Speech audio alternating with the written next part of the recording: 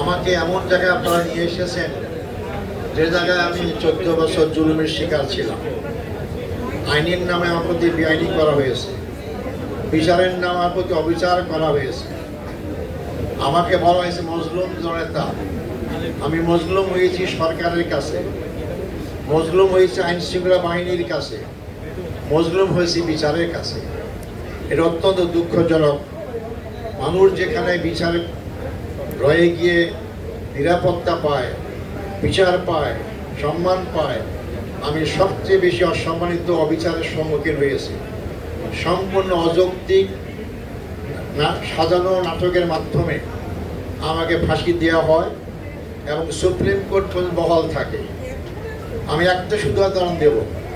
আমি যে হত্যাকাণ্ডের সাথে জড়িত ছিলাম বলে তারা অভিযোগ করেছিল, সে হত্যাকাণ্ডের সাক্ষী বলেছে আমাকে দেখেছে 3 কিলোমিটার দূর থেকে, একজন দেখেছে 6 কিলোমিটার দূর থেকে, একজন দেখেছে 9 কিলোমিটার দূর থেকে। আমার আফসোস, সাক্ষীরা মিথ্যা কথা বলতে পারে, কিন্তু বিচারক তো সাক্ষীর ভিত্তিতেই মূল্যায়ন করে বিচার কার্য সম্পন্ন করেন। ওই সময় ব্রিটিশ সরকারের অন্ধ এই সমস্ত বিচারকরা এটাকে বিশ্বাস করে আমাকে ফাঁসি সুপ্রিম কোর্ট বহাল রাখলো। 24 সালের জুলাই বিপ্লব না হলে আল্লাহ হয়তো আমাকে আজকে আপনাদের সামনে হাজির করার সুযোগ দিতেন না। আপনারা বলতে পারেন যে আমি কবর থেকে বেঁচে আপনাদের সামনে হাজির হয়েছি।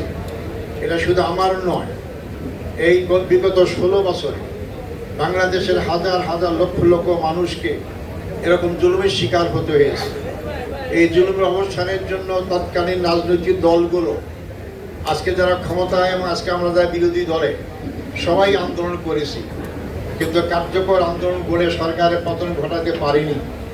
কিন্তু সামান্য একটা বৈষম্য আন্দোলনের মধ্য দিয়ে আপনারা জানেন কয়েক মাসের ব্যবধানে সর্বপ্রথম রংপুরে আবু সাঈদের বুক পেতে দেওয়া হত্যাকাণ্ডের মধ্য দিয়ে যে স্ফুলিঙ্গ সারা বাংলাদেশে ছড়িয়ে পড়েছিল, যার পরিণামে সরকার এটাকে তাচ্ছিল্য করেছিল। কিন্তু মাত্র কয়েক মাসের ব্যবধানে 24-এর 5ই আগস্ট এমন এক পরিণতি সৃষ্টি হলো বাংলাদেশ ইতিহাসে, সরকার শুধু ক্ষমতাচ্যুতই হয়নি, দেশ থেকে পালিয়ে যেতে বাধ্য হয়েছে। সংগ্রামী ভাই বন্ধুগণ, আমি আমার বক্তব্যতায় সেই জুলাই যোদ্ধাদেরকে অভিনন্দন জানাই, তাদেরকে সালাম জানাই।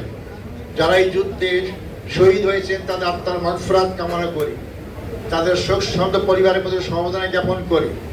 যারা এখন পর্যন্ত হাসপাতালে কাতরাচ্ছেন, আজকে যারা এখন চিকিৎসার অভাবে কষ্ট পাচ্ছেন, তাদের সুচিকিৎসা এবং তারা সুস্থ হয়ে আবার আমাদের সমাজ জীবনে ফিরে আসুক, এই দোয়া কামনা করি। জুলাই যুদ্ধ কি জন্য ছিল? জুলাই যুদ্ধ শুধু ক্ষমতার পালাবদল ছিল না, সাহিত্য ও রাজনীতি দল করতো না। আবু সাঈদ জীবন কি জন্য দিয়েছিল? ওই সময় 1,500-এর বেশি যুবক, ছাত্র, শিশু পর্যন্ত যারা জীবন দিয়েছে তারা তখন রাজনৈতিক দলের সদস্য ছিলেন না। তারা রাজনৈতিক পরিবর্তন না, তারা একটা সমাজ এবং রাষ্ট্রের সমস্ত পরিবর্তনকে নতুন একভাবে দেশকে পরিচালিত করার জন্যই এই আন্দোলনে তারা শরীক হয়েছিল। বাংলাদেশ ইতিহাসে স্বাধীনতার পর এটাই হচ্ছে সর্বোত্তম আন্দোলন, যেখানে আপামর জনসাধারণ, ব্রিটিশ সরকারের গুটি কয়েক লোক ছাড়া সবাই রাজপথে নেমে এসেছিল। আমরা তখন কারাগারে ছিলাম, আমরা বিভিন্নভাবে জানতে পেরেছিলাম। আমি একটু মনে করেছিলাম, আমার অতীত অভিজ্ঞতা মনে করেছিল যে শেখ হাসিনা 10 লক্ষ 20 লক্ষ লোক হলেও হত্যা করলেও ক্ষমতায় টিকে থাকবে, কারণ জনগণ তার দরকার নেই, দরকার তার ভারত, এবং ভারত তাকে সহযোগিতা করেছিল। কিন্তু নির্মম পরিহাস, জনগণের উত্তর সে তাকে পালিয়ে যেতে বাধ্য হয়েছিল। এমন এক দেশে পালিয়ে গেছে যে দেশ বাংলাদেশের স্বাধীনতার 54 বছরে আমাদের বন্ধুত্বের পরিচয় দেয়নি। তারা ফারাক্কাবাদ দিয়ে আমাদেরকে উত্তরবঙ্গের 8 কোটি মানুষ, 4 কোটি মানুষকে আজকে শোষণ করছে। তারা আমাদের ইস্ট এভারেস্ট দিয়ে পাশে পূজানেতারা বাদ দিয়ে আমাদের উত্তরবঙ্গের শুকিয়ে মারতেছে। তারা তার অ্যান্টিবায়োটিকের 54টা বাদ দিয়ে ওই অঞ্চল লোকদেরকে ক্ষতিগ্রস্ত করছে। এরা কোনো সময় আমাদের বন্ধুত্বের পরিচয় দেয়নি। সেই দেশে যে যারা আশ্রয় নিতে পারে, আর যাই হোক, তারা স্বাধীনতার পক্ষে শক্তি দাবি করতে পারে না। যে দেশের মাধ্যমে আমাদের স্বাধীনতা হরণ হতে পারে, সেই দেশে যারা রাজনৈতিক আশ্রয় নেয় আর যাই হোক তারা স্বাধীনতার পক্ষে শক্তি হতে পারে না। সংগ্রামী ভাই ও বোনেরা, আজকে আমরা আগামী 29 এবং 30 নির্বাচনে অংশগ্রহণের জন্য সবুজ প্যানেল ঘোষণা করেছি।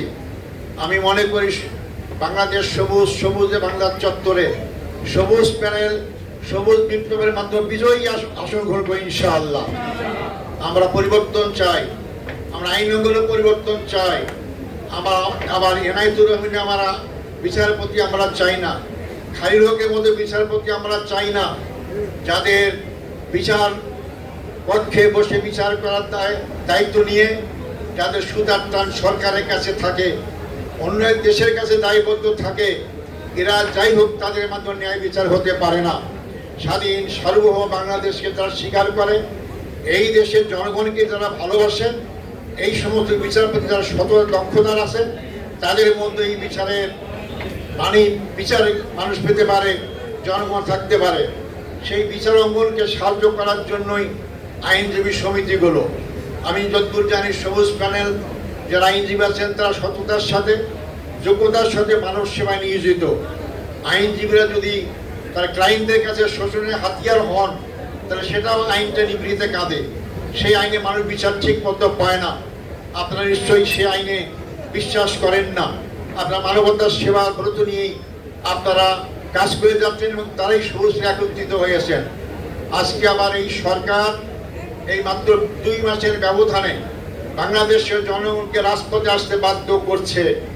আমি অত্যন্ত বিনয়ের সাথে সরকারকে বলতে চাই যে ইস্যুটা, যে সমাধানটা সংসদে হতে পারে, এই জিনিসটাকে রাজপথে আনতে বাধ্য করবেন না।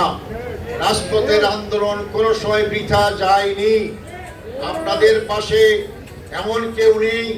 আপনারা ভালো করেই জানেন এই 26 সালে নির্বাচন মানুষ জনগণ ভোট দিয়েছে, ভোটকে উৎসব হয়েছে, কিন্তু ফলাফলে যে কারচুপি করে আপনারা ক্ষমতায় এসেছেন আপনারাও জানেন, দেশের জনগণ জানে।